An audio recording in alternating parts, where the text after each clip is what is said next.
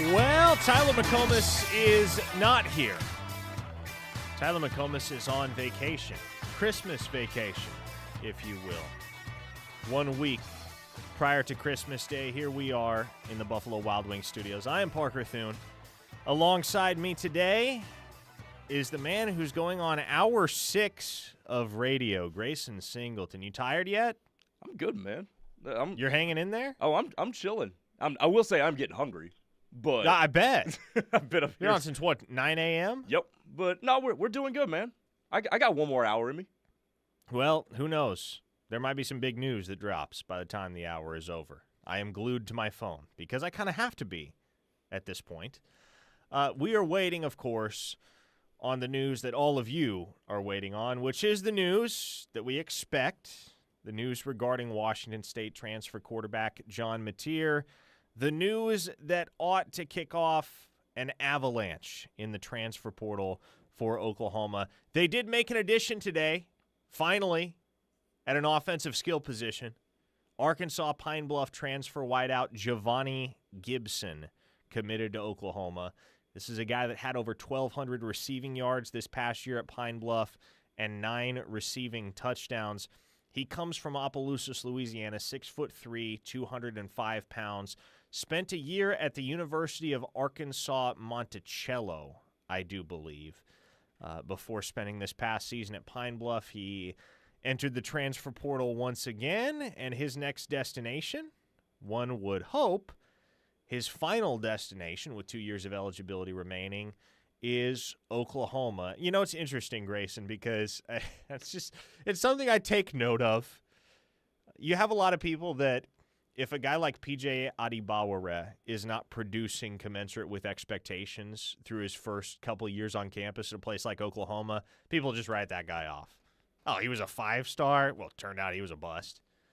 And yet, when it comes to players that are coming through the portal to Oklahoma, fans always seem to want the 5-star bust as opposed to the guy that was unheralded coming out of high school and then lit it up at the FCS level. And look, by no means am I sitting here trying to tell you Giovanni Gibson is the next big thing at the University of Oklahoma. I don't know how his game is going to translate. His film is really impressive. I can see why Emmett Jones and Oklahoma are so enamored with him. I don't know what his production looks like next season at Oklahoma, but objectively, this is a far less risky portal take than going to grab somebody like a Jonte Cook, for instance. Fans are short for fanatic, aren't they?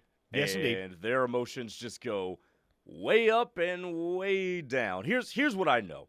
If a dude started his career at Monticello and all of a sudden 2 years later is at the University of Oklahoma, homeboy can probably play. He seems like a dude who has developed. Obviously, you can't teach 6'3", 205. He looks like he's got really good size on him. Caught 70 balls a year ago. And what do you need to replace guys like Nick Anderson and Andrell Anthony from a couple of years ago? You need receivers with size. And I think you talked about it, or maybe off air with me, that Oklahoma really wants to prioritize receivers with size next year. That's right. And that seems like a step toward achieving that. So this makes sense for Oklahoma. I'm sure the kid can play, and we're off to a good start in the commitment part of the transfer portal now that we've kind of gotten through the bulk of the exodus. Now, several of you hit the text line immediately to correct me, and I do appreciate this. I was unaware that it was Arkansas Monticello as opposed to Monticello. So Arkansas Monticello. Or I'm sorry, not Monticello. See, I slipped right back into it. Arkansas Monticello. I got to get familiar with all these regional pronunciations. I've spent very little time in the state of Arkansas in my life, but I appreciate all of you out there that are looking out for me. Alex from Manford says, Parker, I know this is probably stupid to ask, but I'm just going to straight up ask anyway. Should we be worried about Arbuckle in Washington State? Look, Jake Dickert has been Wake Forest's head coach. Well, I don't even know if he is officially announced as Wake Forest head coach, but it's only been like 6 hours since it was reported that Jake Dickert was going to be leaving Washington State for Wake Forest. Naturally, Ben Arbuckle's name has already popped up as a candidate for that job, a possibility for Wazoo. I know very little about that situation, and I would imagine Washington State knows very little about that situation as to who they want to go and get. Obviously, Arbuckle, given his familiarity with Wazoo and the things he did with that offense while on staff with the Cougars, make him a top-tier candidate at just 29 years old. Here's the problem, though, Grayson, and here's why I would think, and again, I don't know a whole lot, but here's why I would think that's not terribly concerning. Why would you take that Washington State head coaching job right now if you are mindful of the portal exodus that just occurred? Not only John Mateer leaving, but Wayshawn Parker leaving, Chris Hudson leaving, one of their top wide receivers, Fa'alili Fa'amoe, a potential first-round NFL tackle that hit the transfer portal and looks like he's going to land at either Nebraska and LSU. Washington State has been decimated in recent days. And so for a 29-year-old like Ben Arbuckle, I'm sure in his mind, it'd be super cool to be a head coach on the one hand, but on the other hand, is this the first head coaching gig? Is this the gig that you want to jump into your head coaching career with? Because it is not set up very well for the future, not only because of what the roster looks like, but because you're kind of an outcast in college football right now as a program. You're in the Pac-2. It's Washington State and Oregon State. And, they have the scheduling alliance with the Mountain West. I know that they're going to start playing each other multiple times now in the regular season. But Washington State and Oregon State are just in a really odd position with regard to the alignment of college football. It's not a great job when you're just looking at those factors. And also, Ben Arbuckle is from nowhere close to Pullman, Washington, and had never spent any substantial time anywhere near Pullman, Washington before he took that job at Wazoo. So he's from West Texas. His wife's from West Texas. He's mentioned that his wife, Lauren, is a big OU fan. And it would seem that he is back in the region that he wants to be at with a job that he obviously very much wanted, coming to Oklahoma as the offensive coordinator. So I can't sit here and tell you there's a 0% chance Ben Arbuckle is the next head coach at Washington State. But again, for a 29-year-old who has already risen so meteorically and doesn't have to take that next step to being a head coach right this second, I don't think it makes a whole lot of sense at face value. Not only is Washington State an outcast in terms of college football, it's an outcast in terms of the United States of America. It's so Pullman, Washington is so geographically isolated. I mean, that's I don't care how good the program ever looks. There's going to be a cap on how good the program can be and how enticing and attractive it can be simply because of where it is. So no, I'm with you. All that laid out and given the fact of where it is, it's not the most enticing thing. I think being an offensive coordinator at Oklahoma right now is a much better job than being the head coach at a Washington State team, like you mentioned, that has been gutted in the last 3 days. Well, and I'll tell you what's been happening for the 6 hours since it was announced that Jake Dickert was leaving Washington State for Wake Forest. You know where Ben Arbuckle has been for those 6 hours? Where? At Oklahoma, recruiting John Mateer to Oklahoma. That too. He's been preoccupied, which is good news if you're an Oklahoma fan. That's exactly what you want Ben Arbuckle to be doing if you're worried about him pulling a heel turn on you and going back to Washington State. I would be very surprised if that happened. Contractually and with money and buyouts and all that, what would that look like? Or do you have... Oh, it would be a pretty straightforward process. Okay, would it? Yeah. Okay. Yeah. Because, Wake Forest is going to have to pay what I would think would be a decently sizable buyout to Washington State in order to hire Dickert. And so if Washington State wants to hire a coach from another institution, be it a head coach or a coordinator, what they could do is just turn that buyout money around and use it to buy out their next head coach. Okay. That makes a lot of sense. Back to the Knippelmeyer Chevrolet text line, 405-651-3439. Jay Down makes a great point. The last wide receiver we got from Arkansas Pine Bluff worked out pretty well. Little guy named Mark Bradley. That's right. OU legacy Mark Bradley. He did turn out all right. Had a good career at Oklahoma. Had a nice few years in the NFL as well. So there is precedent for an Arkansas Pine Bluff wide receiver having success at the University of Oklahoma. Giovanni Gibson, 6'3", 205 pounds, once again, a native of Opelousas, Louisiana. He's going to join an Oklahoma wide receiver room that at this point, here's what it looks like. Let me rattle off the scholarship players that Oklahoma has on the roster heading into next season. Deion Burks, Jaden Gibson, Ivan Carrion, Zion Kearney, Zion Reagans, KJ Daniels, Jacob Jordan, who was recently given a scholarship, Elijah Thomas and Emmanuel Choice, the latter two, of course, being incoming true freshmen. Now you add Giovanni Gibson to the fold. I expect that in the next couple of days, if not the next couple of hours, Oklahoma's going to add more ammunition to this wide receiver room. 3 names I'm watching and watching closely. Isaiah Satania. I get tripped up on that one. Isaiah Satania, transfer wide receiver from the University of Arkansas, is one. Keontez Lewis, transfer wide receiver from Southern Illinois, is another. And then, of course, an Emmett Jones special, because what is a recruiting/portal cycle without an Emmett Jones special? Jaron Bradley, OU fans remember him all too well. The most productive game of his collegiate career to this point came against the Sooners back when he was a Texas Tech Red Raider in 2022. Caught 8 passes for 173 yards and a touchdown that night as Tech won 51-48 over Oklahoma in Lubbock. So those are the 3 guys, the 3 most likely guys that I think are on track to lock in with Oklahoma at this rate. Now, I say all that quite clearly, quite obviously, is not what is top of mind for many Oklahoma fans right now. They're waiting on the John Mateer news. We're all waiting on the John Mateer news. I won't claim to know exactly when that's coming, but I expect something today. I think most everybody expects something today. If it doesn't happen today, people are going to start squirming, Grayson. You know that's just reality. See, I said give it till tomorrow night. Oh, my goodness. Nobody wants to wait that long. But like, I don't want to. I mean, the dude's here today. At least give him at least overnight to think about it.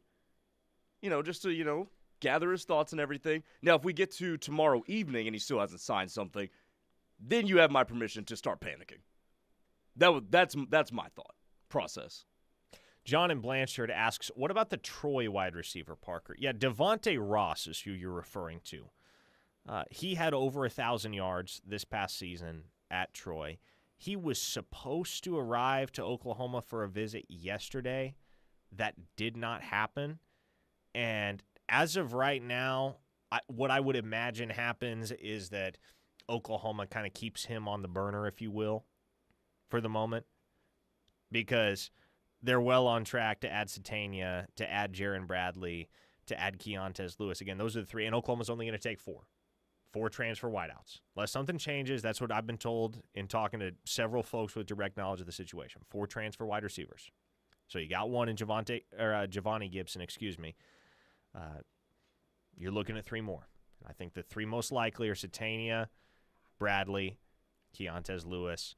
At that point, Devontae Ross is the one that gets left out in the cold, which is tough because, again, 1,000-yard guy at Troy. People texting in about Zachariah Branch. I've been waiting all day to ask you about that. Yeah, no, he had a no-contact tag when he hit the portal, so he already knows where he's going. Where do you think that is? I don't think it's Oklahoma. I've heard Florida. I've heard Oregon. I don't know. I don't know Zach Branch personally. I've had the chance to watch him in person on several occasions, never really developed a relationship with him during the recruiting process. I don't know what's on his mind or where he's headed. What I do know is that whatever school he winds up at is going to be a school that lands him and his brother, Zion. Oklahoma has no need for another safety right now. No real desire to take another safety.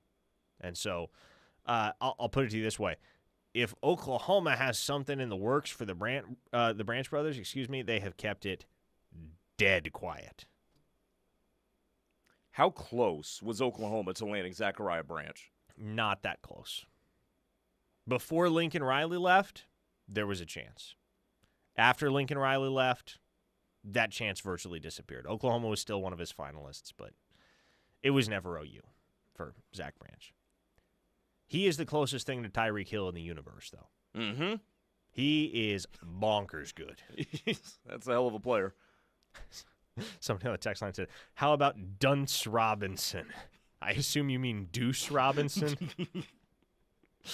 Yeah, that'll be either Florida State or Arizona State. Those are the two schools heavily in the mix for Deuce Robinson. Doesn't sound like Oklahoma is really in the picture there. So that brings you up to speed on the wide receiver situation. Good use of our first segment here on Locked In. Parker Thune alongside Grayson Singleton today.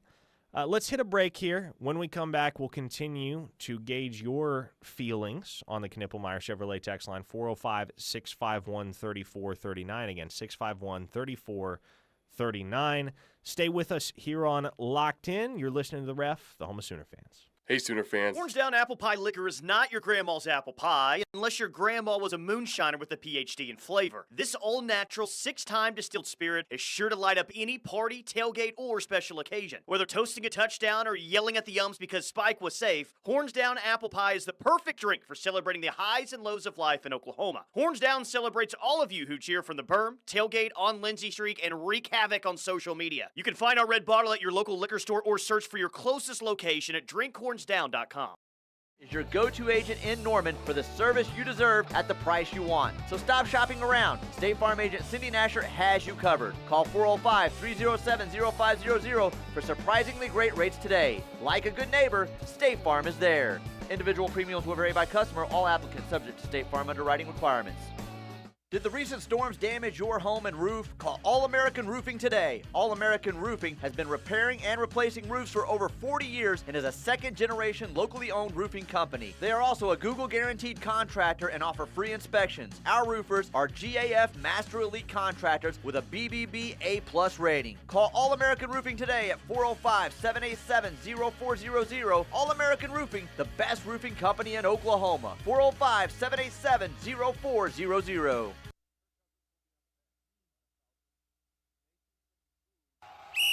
When the game is on the line, you need a team that you can count on. When injuries occur, you can count on the one team that knows sports medicine. Norman Regional's Ortho Central is your premier team of orthopedic specialists. With 5 highly trained orthopedic surgeons, 3 fellowship-trained sports medicine physicians, and locations in Norman, Newcastle, and Midwest City, we'll work hard to get you back in the game. Ortho Central, #1 in sports medicine and orthopedic care. Call 405-360-6764 and schedule an appointment today. Come see the nation's top collegiate gymnasts at the Sprouts Farmers Market Collegiate Quad on January 10th and 11th at the Paycom Center in Oklahoma City, featuring Oklahoma, LSU, Cal, Utah, and Arkansas, plus 7 other of the nation's top teams. This event cannot be missed, and tickets are on sale now. Visit SproutsCollegiateQuad.com to experience all the gymnastics action. It's the end of the year and Christmas time out here in the country, and it couldn't get any better to get more for your money than right now. At Seth Wadley Chevy GMC, we understand you're looking for a good deal. That's why during the Red Tag Sales event at Seth Wadley Chevy GMC, we have new Chevys and GMC 1500 4x4 crew cab trucks with 10 grand off. That's 10 grand off with many to choose from. But that's the simple part. At Seth Wadley Chevy GMC in Pauls Valley, our goal is for complete satisfaction during and after the sale. And if you have any problems, just ask for me, Brad Thompson, managing partner, to help you with any questions you might have. And here's the real value that Seth always backs up, with over $21 million and counting on a promise. Tell him, Seth. That's my promise of oil changes and engines for life on new or used gas or diesel at no additional cost to you. Experience the difference for less in the country at Seth Wadley Chevy Buick GMC, I-35 exit 72 Pauls Valley, or click SethWadleyGMC.com. GMC, we are professional grade. It's that time of the year again, and our guys just wanted to take some time to wish you the best going into the holiday season. Hey, Ref Army, Toby Rowland here along with TJ Perry from the T-Row in the Morning Show, wishing you a Merry Christmas. Of course, TJ will miss it all. He's at a Caribbean island. And if you end up on the naughty list, remember, it's TJ's fault. From our entire team, Merry Christmas and Happy Holidays, Ref Army. Keep up with the Sooners everywhere you go this holiday season with the KREF app, the home of Sooner fans. The Ref Sports Radio Network.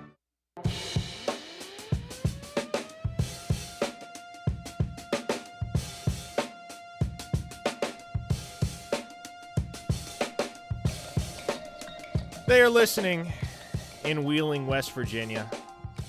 They are listening in Warner Robins, Georgia. In Tupelo, Mississippi. In McAllister, Oklahoma. Wichita Falls, Texas. Lubbock, Texas. That's LaDonna. What's up, LaDonna? They're listening in Albuquerque, New Mexico. In El Paso, Texas. In Louisville, Kentucky. And they are listening in Australia and the Netherlands today. The Ref Army is truly worldwide, folks. The Ref Army Locator brought to you today and every day by Horns Down Apple Pie. I don't drink. I have not partaken of it. I'm told it's delicious. It is. I'll take Tyler McComas' word for it. It is very good. We have several listeners in my home region of Nebraska as well. Columbus, Nebraska, Arlington, Nebraska, Plattsmouth, Nebraska. Wow, some real throwbacks here. All the schools I used to play small town baseball in growing up. What a time it was. The Knippelmeyer Chevrolet text line is available to you at 405-651-3439. Brandon from the 405 asks, Ethan O'Connor, how good is he? Ethan O'Connor, that's another kid. You know, we were talking about the absolute onslaught of portal departures from Washington State in the last couple of weeks. Ethan O'Connor's right there at the top of the list, too, and I neglected to mention him earlier. Freshman All-American at the cornerback spot. He had 4 picks this past season for Wazoo, including a game-winning pick 6 against Fresno State. I believe he had 12 pass breakups, so really, really talented cornerback, and a guy that Oklahoma hosted last week for an official visit. Now, as far as where things sit between OU and Ethan O'Connor, he's taken other visits. He's been to Georgia, he's been to Miami, he's been to Colorado, I don't think he's done taking visits either. He's really making a whole circuit out of it. But despite that, Grayson, in talking to a couple folks last night on the OU side, I was told there's still a confidence. He's still A1 on the board for Oklahoma at the cornerback spot, and they believe that once he's had his fill of the process, he's going to wind up circling back around and committing to Oklahoma. So we will see what becomes of that. It's not the norm that you would see a guy take a series of visits in the portal and then loop back around and commit to the very first school he visited. But the old adage, you'd rather have the first visit than the last. With portal kids, maybe that will hold up for Oklahoma in the case of Ethan O'Connor. Elsewhere on the Knippelmeyer Chevrolet text line, Zach from Clinton points out the other station could never. Dang right. You think they got people listening in the Netherlands and Australia? I think not. A 785 listener, that is from the state of Kansas. This Kansas listener says, On3 has it listed as a 99.9% chance that Mateer goes to OU. Do you feel the same? Yes, I do. 99.9%. Absolutely. In fact, I think that's the number that Toby cited on Sunday night when he was doing the Blitz on Newsnight. 99.9%. Yeah, there's really no reason this should make a left turn on OU or that this shouldn't happen. John Mateer made the decision to enter the portal on Sunday. He officially entered the portal on Monday. He arrived at Oklahoma on Tuesday. Here we are Wednesday, Grayson, and the expectation is we're not going to wait. We're not going to have to wait too much longer for a resolution in the case of John Mateer. So, yes, 99.9%. I would be comfortable with that number, quite comfortable. A 405 listener asks, any news on tight ends? Yes, indeed. To my knowledge right now, Oklahoma's only going to get one portal tight end. There was a thought that they might take a swing at 2 if they could get 2 really good ones. It doesn't seem like they're going to be able to get 2 really good ones because I'm not sure that there are 2 really good ones out there at this point. Tanner Koziel is off the board to Wisconsin, the outstanding Ball State tight end. Jamari Johnson, former Louisville tight end, just committed to Oregon today. You have Luke McGarry, who was supposed to visit OU starting on Monday night. He shut his recruitment down and committed to Houston. And so some of the top available tight ends have already come off the board, and that has left Oklahoma with very few options at that position. However, there is one that was on campus Monday and Tuesday that I'm told the Sooners are in very, very good shape with, and that they should be able to add in the coming days. And that is Nate Borkacher, a guy who we talked about a little yesterday, a transfer from Nebraska. He's going to have 1 year of eligibility remaining. Former walk-on up there, a native of Aurora, Nebraska, out in the middle of the state. 19 career catches, 219 yards, and 1 touchdown. You hear those numbers, Grayson, and they aren't terribly impressive. I mean, no two ways about it, right? 219 career receiving yards on 19 catches, 1 trip to the end zone. Like, really? But if nothing else, watching the 2024 season unfold for Oklahoma ought to have brought this home for many people. Having a tight end that's a reliable blocker matters. Yeah. And if nothing else, Nate Borkacher can block. Maybe get one that can block some defensive ends from time to time. You think he can do that? Maybe Bauer Sharp couldn't. Exactly. Bauer Sharp did have more receiving yards last year than Borkacher has in his career. That is true. Bauer Sharp had more receiving yards this past season than anyone else on OU's roster. He was OU's leading receiver with a whopping 324 receiving yards, which just perfectly illustrates how inept the passing game was for the Sooners. Realtor Paul says, if you've already answered this question, I'm sorry, I wasn't listening at that time. Is there another portal cycle before the season opens in 2025? Yes, there will be a spring window. And something that I'm not sure many realize, but we should be clear on this, because every so often a kid will hit the portal randomly in like October, and people will ask, how is he in the portal? I thought the portal wasn't open yet. The portal is always available to graduate transfers. If you have earned your degree, you can hit the portal at any time. It does not have to be in the portal window. So if you're a graduate transfer, you can get in the portal whenever. So there you go, Realtor Paul. Michael from Missouri asks, Parker, how does OU's linebacker room look? Well, I've got this chart in front of me. Let's examine the scholarship players that are set to be on the roster next year at linebacker for Oklahoma.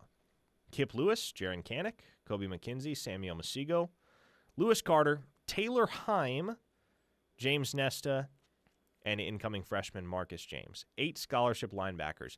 That feels a little thin to me, Grayson. Yes. And I'm a little bit surprised that Oklahoma hasn't pushed to bring in a transfer linebacker so far. Does Sammy Masigo not count as a linebacker anymore? Or is he just... No, I mentioned him. Oh, you did? Okay. Yeah, he was on that list. Okay. Yeah, 8 is thin. 8 is really... What do you probably want ideally? 10? You had 10 scholarship linebackers this past season. Okay. Yeah. Why do you think Oklahoma hasn't made that much deeper of a push? Do you think it's because they're putting 90% of their eggs into trying to fix this offense? That could be. And it also could be that, well, you're going to have a hard time convincing young linebackers at this point to come be a part of what you're doing at Oklahoma, and you might have trouble convincing veteran linebackers to come to Oklahoma because of how talented some of these guys in the room are and how young they are. Because, for instance, Kip Lewis is only a rising junior. He's going to be your meal ticket at that position in all likelihood. Mm-hmm. Kobe McKenzie, he's a rising junior. Samuel Masigo is going to be a junior. Lewis Carter is going to be a junior. Jaron Kanik is a rising senior, and he's the only guy that is going to run out of eligibility at the end of next season. So there's still a lot of youth. It's an interesting kind of twilight zone because it doesn't feel too young, but most everybody in this room has experience to some extent, but they're also not on the verge of aging out. And you also don't really have legitimate concerns about losing these guys early to the draft either. Maybe Kip Lewis has that kind of stock after next season, but I would assume that the reason Oklahoma has not pressed for another transfer linebacker is because they got a bunch of guys that are freshmen and sophomores and juniors to be that are all vying for playing time right now, and that's even though it's not a crowded room in terms of sheer numbers, it's a crowded room in terms of these guys' collective levels of experience and ability. Because even as I run down that list, Lewis, Canick, McKenzie, Omasigo, Lewis Carter, you can throw James Nest into that mix, a guy that I think is going to be really good. Like, there are only so many snaps to go around. Mm-hmm. Only so many snaps to go around. Elsewhere on the Knippelmeyer Chevrolet text line, Jesse in Iowa says, so, Ben Arbuckle leaves. Mateer goes to Miami. This year's a dumpster fire. Wild, wild, wild. I miss when Oklahoma was good and a desirable place to go. It's still a desirable place to go. Yeah, but apparently Ben Arbuckle is going to be Washington State's head coach. John Mateer is going to take the bag and go to Coral Gables. So Cherokee Sooner said, Parker, please don't give us any more stats from this season. It physically hurts to hear. I feel you on that, Cherokee Sooner. Years from now, decades from now, we will look back on the storied history of Oklahoma football in the early 21st century. And you will see years and years and years, and you will recount stories of years and years and years of offensive excellence. And then you'll get to 2024. And here's the thing. Now that you got Ben Arbuckle on board, now that you presumably have John Mateer on board, I think this offense is going to be much, much better in 2025. That's hardly a hot take because it's hard to get much worse than Oklahoma was this past year. But I think for years to come, it'll be right back to offensive excellence at the University of Oklahoma. It'll be right back to prolific unit on top of prolific unit year after year after year. But you're always going to have 2024. Yeah. And the stories that we will have from the 2024 season, man. A 913 listener says, if Parker would just give up half of his salary, we could get the Branch brothers. Be a legend, Parker. Half of my salary might be enough to pay for Zach Branch's cleats. That's probably about it. The Waffler says, Parker, that's awesome that we're doing good on receivers. What are we going to do about tight end? We just discussed this, Waffler. If you missed this discussion, I'll rewind 5 minutes. Oklahoma's on track to land Nate Borkacher, transfer tight end from Nebraska. Poppy Chulo says Marvin Jones Jr. to someplace not named Oklahoma. Marvin Jones was a guy that was on Oklahoma's radar for a while. For one reason or another, and I never got a clear answer as to why, there just wasn't a ton of traction there. There was interest. There was mutual interest. There hasn't really been a whole lot of traction up until this point in terms of a visit being set or one party making a hard push for the other. The Sooners do have a defensive end on campus today, though. I'll tell you that much. They do have a defensive end on an official visit. People are going to love this one, Grayson. Idaho State transfer, Logan George. I was going to say, which directional school are you about to say? Idaho State. He's a good player, though. 6'5", 259 pounds. He'd have 2 years of eligibility. He had 5.5 sacks this past year at Idaho State. And you look at the other schools that are involved for Logan George. Ohio State offered him. Texas A&M offered him. Mizzou offered. Utah offered. So there's been some high-level P4 interest in Logan George. But Miguel Chavis worked pretty quick with this one. He offered George yesterday morning. What's your call? Today. I mean, I don't know where I stand on that yet. Okay. I'll have to get some insight on George's visit later in the day because obviously you can't really get a firm handle on what a guy like that is thinking before he gets to campus. But if the visit goes well, this one could be over pretty quickly because I will say this about Miguel Chavis, and this is borne out in the data when you look at his time at OU, especially in the portal. He finds guys that he likes and guys that like him, and he wraps it up pretty quick with those guys. It happened last year with Caden Woolard. It's a perfect example. OU was not the first school to offer Caden Woolard when he hit the portal. I don't know if they were among the first 10 schools. He got a lot of calls very quickly. It took Oklahoma several hours because at that point they were practicing in advance of the Alamo Bowl. It took them several hours to get on the phone with Caden Woolard. Once they did, though, Woolard set the Oklahoma visit. That was the first visit he took. That wound up being the only visit he took. He visited OU, said, I'm done. committed to the Sooners. Could the same happen a year later with Logan George? Time will tell. We're due for a break. When we come back, man, y'all have so many questions. You're filling it up on the Knippelmeyer Chevrolet text line.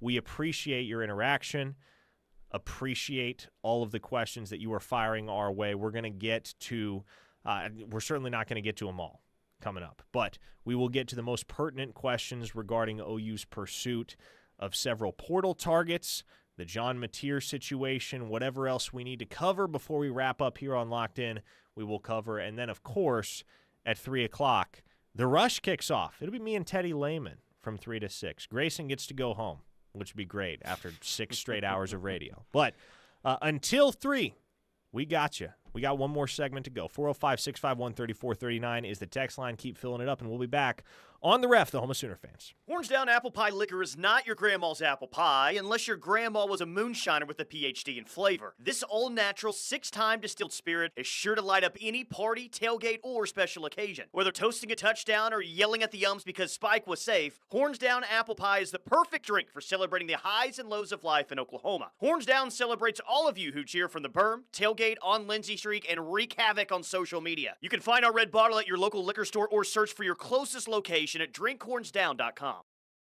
State Liners, February 21st. Bonnie Raitt, March 15th. And Chicago, March 28th. Riverwind is OKC's favorite casino experience. Considering refinancing your mortgage? Now might be the perfect time to start planning. With rates on the move, Stride Bank can help you determine if you may be able to lower your monthly payments, shorten your loan term, or tap into your home's equity. Stride's expert mortgage advisors will work with you to tailor a solution that fits your needs. With local roots and national reach, Stride Bank is your go-to partner for all your banking needs. Stride Bank, your trusted financial partner since 1913. Find out more at stridebank.com. Stride Bank, member FDIC, equal housing lender. Hi everyone, it's TJ Perry here from the T-Row in the Morning Show for my friends over at Joe's Wines and Spirits. The great staff at Joe's Place would like to thank their loyal customers and wish everyone a happy holiday. And speaking of the holidays, whether you need great gift ideas or you're hosting a holiday party, Joe's Wines is there to help with their great selection and most of all, great prices. So do what I do. Head over to Joe's Wines and Spirits, 1330 East Alameda Street, right here in Norman, or visit their Facebook page for all their monthly specials. And happy holidays from Joe's Wines and Spirits. This holiday season, get ready to relive the magic. Join us for A Christmas Story, the musical at Sooner Theater. Follow Ralphie Parker on his quest for the ultimate Christmas gift, a Red Ryder BB gun. With catchy tunes, heartwarming moments, and a dash of holiday spirit, it's a show the whole family will love. So grab your tickets and make some memories. A Christmas Story, the musical, live at Sooner Theater December 13th through the 22nd. Visit SoonerTheater.org for tickets and information. Hi everybody, Toby Rowland here. And are you and your family looking for a place to golf in 2025? The Trails Golf Club in Norman is perfect for you. The Trails give you the opportunity for you and your family to spend quality time together by playing golf, enjoying the pool in the summertime, along with many family fun-filled activities around holidays. Plus, one of the best restaurants in town. Now is the perfect time to join the Trails. Contact Zane Alexander today at 405-360-3790 or visit trailsgolf.com. It's the end of the year and Christmas time out here in the country, and it couldn't get any better to get more for your money than right now. At Seth Wadley Chevy GMC, we understand you're looking for a good deal. That's why during the Red Tag Sales event at Seth Wadley Chevy GMC, we have new Chevys and GMC 1500 4x4 crew cab trucks with 10 grand off. That's 10 grand off with many to choose from. But that's the simple part. At Seth Wadley Chevy GMC in Pauls Valley, our goal is for complete satisfaction during and after the sale. And if you have any problems, just ask for me, Brad Thompson, managing partner, to help you with any questions you might have. And here's the real value that Seth always backs up, with over $21 million and counting on a promise. Tell him, Seth. That's my promise of oil changes and engines for life on new or used gas or diesel at no additional cost to you. Experience the difference for less in the country at Seth Wadley Chevy Buick GMC, I-35 exit 72 Pauls Valley, or click SethWadleyGMC.com. GMC, we are professional grade. My name is Ariel. I moved to the U.S. at 19. I spoke no English and I struggled finding job opportunities. Everything I have, I owe to the Adult Literacy Center and getting my high school diploma at age 22. It was an honor helping you achieve your greatness. Now you're helping others achieve theirs. It inspires me. When you graduate, they graduate. Find free and supportive adult education centers near you at finishyourdiploma.org. Brought to you by Dollar General Literacy Foundation and the Ad Council.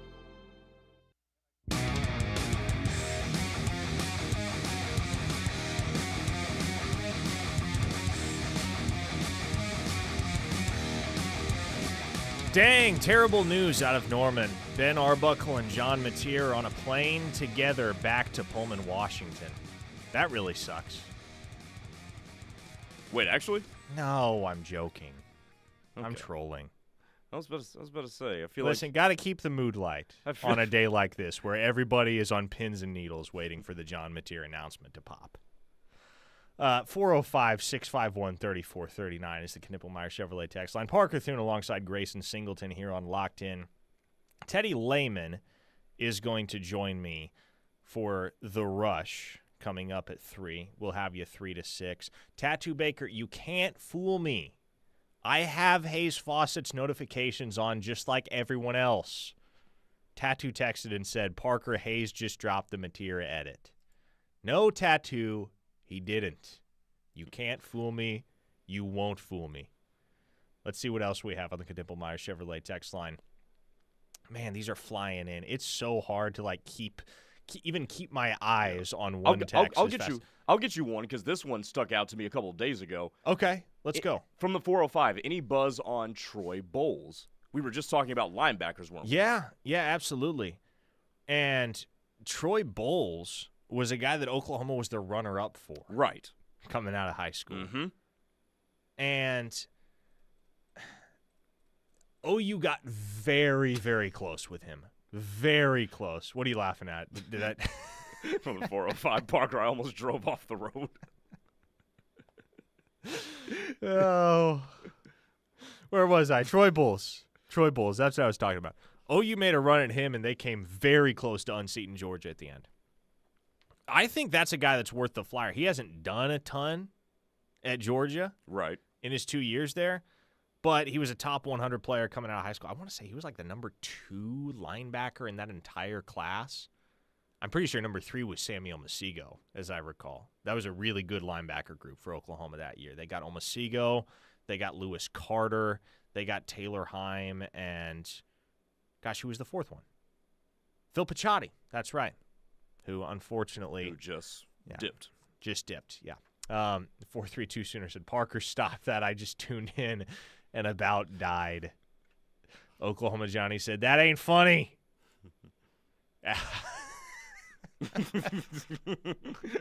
Alex from Manford, I can't read that one. It's a hilarious one. I can't read it. Wish I could. I acknowledge your text. A 580 listener said, I almost had to change my pants. Good thing I'm at home. Thanks, Parker. And a 918 listener. Here we go. Won't John Mateer signing today give us a huge boost in receivers? We sign the rest of the way in the portal. Yeah, look. As I understand it, there are 3 receivers. First off, 3 receiver spots left for the Sooners. And there are 3 receivers that are pretty much just waiting on John Mateer right now. So, John Mateer announces it will not be long before the receiver commitments start to roll in for Oklahoma. And again, I mentioned the 3 names that I would wager right now wind up in OU's class. Jaron Bradley from Boston College, Isaiah Satania from Arkansas, and Keontez Lewis from Southern Illinois. Lloyd says, we're all waiting outside for you, Thune. Dang. I really ruffled some feathers. Yeah, you did. My apologies, folks. And then, of course, you have Gunny saying, I'm high and I thought it was hilarious. Love you, Gunny. Thanks for listening. Gunny's always high. And Gunny's always listening. Gunny is always listening. We love you, Gunny. So back to the Troy Bowles thing. Is there a chance that Oklahoma makes another run at him in this portal cycle, especially? I haven't heard anything to that effect. Okay. Again, to my knowledge, they're not looking for another linebacker. Even though they only have 8. Even though they only have 8. I'm starting to wonder if they're holding out for the second wave, if you will.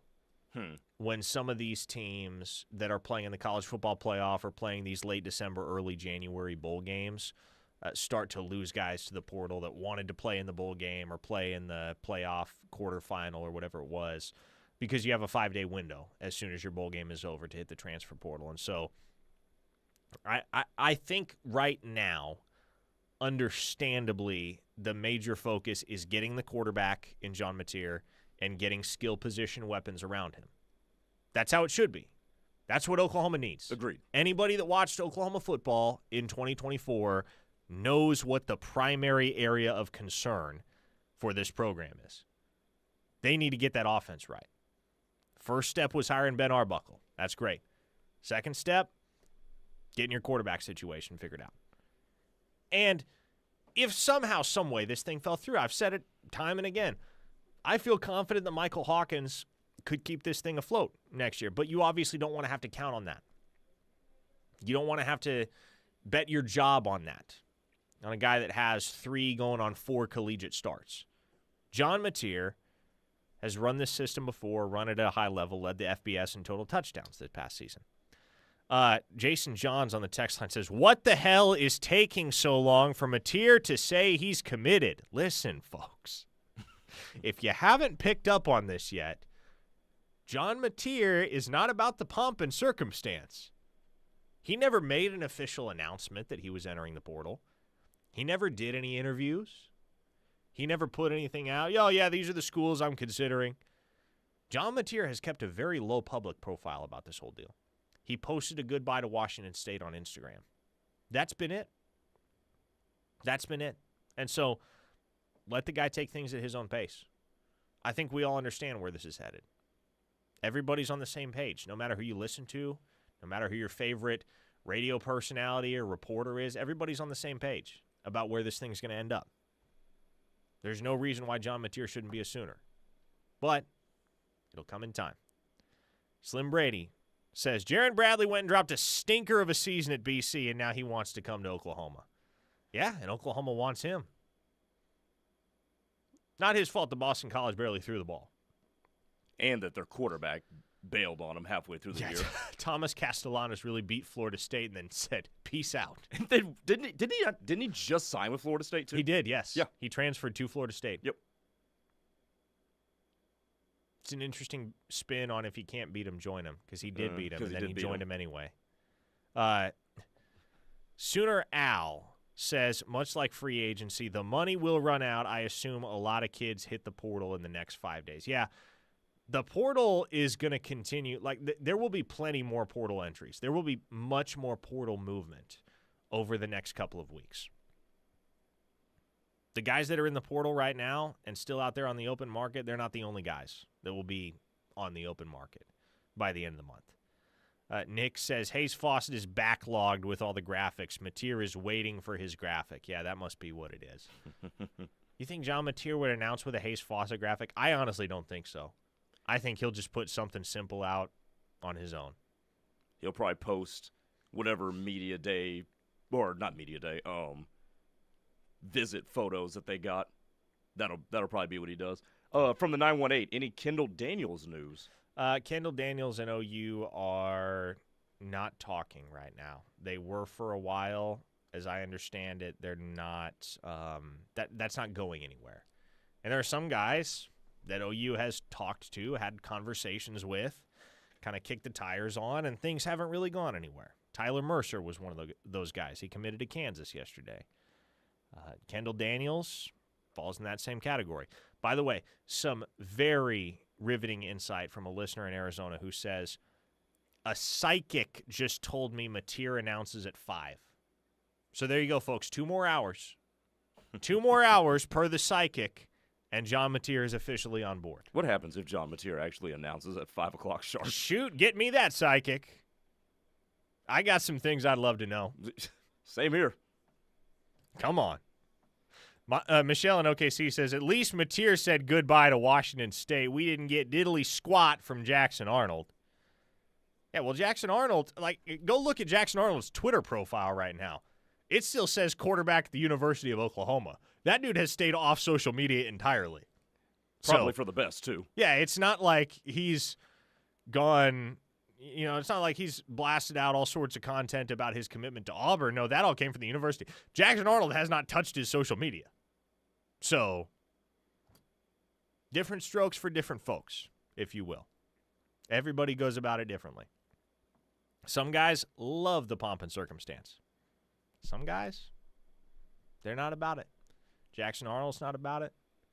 John Mateer is not about it. Guy from Parts Unknown says the Psychic is on Eastern Time. Ooh, that's a good point.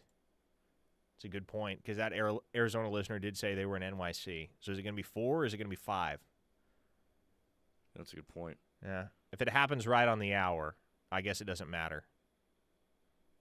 A 405 listener says Jackson wrote a goodbye message. It was posted on Facebook. That doesn't count. Yeah, dude, you're 20 There's years, no 20 way. years old. There's no way that was a real message, right? Was that somebody putting AI something out there? Because I hardly think Jackson Arnold would have posted something on Facebook and nowhere else. There's no. He's a 20-year-old in the year 2024. I was about to say, there's no way somebody younger than me would post something and their first thought would be, "Let me put this on Facebook." Get out of here. Oh, a 940 listener says, I can't put up with this crap on the radio for 2 more hours. Yeah, listen, you and me both. The sooner John Mateer announces, the sooner we can go back to business as usual. Does it feel like to you, Parker, that we're doing the Michael Fasusi thing all over again? Yeah, except this time we don't have Tyler McComas to fill the studio with loud shouts and cheers when the announcement comes down. I feel like we just did this whole process 3 weeks ago. I mean, Fasusi was 4 months ago, but I'm talking about. Well, we did. Oh, you're talking about the signing? Yeah, we did it again for signing day too. Oh, okay, I got you. This 918 listener says, I say we just be patient with Mateer. I know it sucks, but he could give 2 craps about the hoopla. Bingo. Yep. A 405 listener says, J.A. is waiting for Mateer's OU commitment before changing his status. Somehow I don't think that's true. Man, y'all are brutal. 588 says, to be fair, we did get a lot from Jackson. Several fumbles, sacks, all the good stuff. And here's Gunny. Could happen about 420. That's what my psychic said. Very nice, Gunny. Gunny, you are my favorite, man. There's no one quite like Gunny, man. Oh, man. Let's get a couple more before we wrap it up and transition to the rush here. Recruiting Boomer says, can you tell me why they're so confident they're getting John Mateer? Some of this I can go into, some of this I can't, but there have been a lot of arrows pointing in the direction of Oklahoma for John Mateer for several weeks now. And he knew where he was going when he got in the portal. I think that's pretty obvious, the way that things have played out, too. Again, makes the decision Sunday. He's in the portal Monday. He's in Norman on Tuesday. Here we are Wednesday, and everybody's expectation is that a decision is coming down here very soon. Tyler from Kellyville says, breaking news, John Mateer has not signed yet. Thanks for the scoopage, Tyler from Kellyville. We're all waiting. Somebody said it's not official until it's Facebook official. Oh, well, guess we got to wait for the Mateer news to make it to Facebook. You know, speaking of social media, Jaron Canick's been on a heater recently. Jaron Canick has, man. That dude, I guess Danny Stutzman, ever since he made his announcement, well, I guess he didn't announce that he was not playing in the bowl game, but everybody kind of read into it that way. Ever since that announcement, it seems like Jaron Canick has taken it upon himself to be the personality of this football team. He sure fooled. Which I like. He sure fooled me the other night. You need one. Hey, keep filling it up on the Knippelmeyer Chevrolet text line, 405-651-3439. That is a wrap for Locked In. And that is a wrap for Grayson Singleton, who is finishing up 6 hours of radio. Well done, sir. I commend you for the effort today. Appreciate it, Parker, man. Been solid hanging with you for the last hour. Teddy Lehman and I will have you the rest of the way until 6 p.m. coming up next on The Rush. Keep it here on The Ref.